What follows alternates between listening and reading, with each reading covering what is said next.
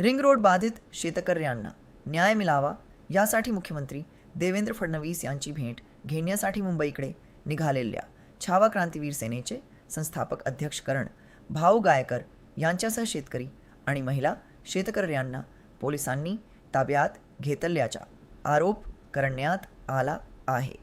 या घटनेच्या निषेधार्थ छावा क्रांतीवीर सेना शिर्डी अहिल्यानगर जिल्ह्याच्या वतीने बैठक घेण्यात आली। जिल्हाध्यक्ष अविनाश शिंदे यांच्या नेतृत्वाखाली अनिल मलदोडे, संदीप वाघ, उद्धव कटारे, सागर मगर, वैभव गांगुर्डे, कुणाल धीवर, संतोष चंदनशिव, सतीश मोरे, दीपक पाटील, सुशांत कुडदे, टिंकू अनारसे, प्रदीप कोते आणि सचिन आरणे यांच्यासह पदाधिकारी उपस्थित होते।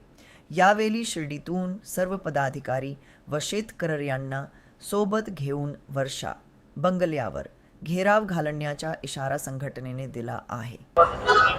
जय जिजाऊ जय शिवराय। आज छावा क्रांतीवीर सेनेचे संस्थापक अध्यक्ष सन्माननीय करण भाऊ गायकर यांना नाशिक पोलिसांनी नजर कैदेत ठेवलेला आहे, पोलीस स्टेशनला घेऊन जाऊन।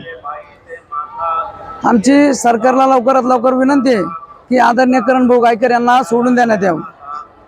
आज शेतकऱ्यांची व्यथा मांडण्यासाठी छावा संघटनेचे संस्थापक करण भाऊ गायकर हे त्या शेतकऱ्यांना घेऊन मुंबई मुख्यमंत्र्यांचं निवासस्थान वर्षा बंगला या ठिकाणी जात होते। त्या शेतकऱ्यांना न्याय मिळवून देण्यासाठी, त्या शेतकऱ्यांची जी काही व्यथा आहे, जी काही अडचण असेल ती मांडण्यासाठी वर्षा बंगल्यावर जात होते।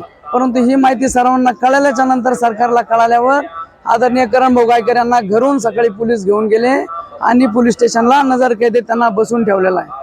लवकरात लवकर त्यांना सोडून देण्यात यावं। जर त्यांना अटक करण्याचं काम जर पोलीस प्रशासनाने केलं किंवा सरकारने जर दबाव टाकून केलं तर छावा क्रांतीवीर सेनेच्या वतीने अहिल्यानगर जिल्हा शिर्डी या ठिकाणून शेकडो कार्यकर्ते, छावा संघटनेचे आमचे पदाधिकारी, माझे जिवलग सहकारी आणि शेतकरी घेऊन वर्षा बंगल्यावर माननीय देवेंद्रजी फडणवीस साहेब यांच्या निवासस्थानाला घेराव घातल्याशिवाय छावा क्रांतीवीर सेना करण भाऊ गायकर यांच्या नेतृत्वाखाली शांत बसणार नाही। याची दखल मुख्यमंत्र्यांनी घ्यावी, पोलीस प्रशासनाने देखील घ्यावी आणि सगळ्यात पहिले शिर्डी शहरातून जाळपोळ करण्याचं काम सुद्धा छावा क्रांतीवीर सेना केल्याशिवाय राहणार नाही। याची दखल सरकारने घ्यावी ही आमची सरकारला विनंती आहे। विनंती करतोय, याच्यानंतर विनंती राहणार नाही। लवकरात लवकर करण भाऊंना त्या ठिकाणून सोडून देण्यात यावे।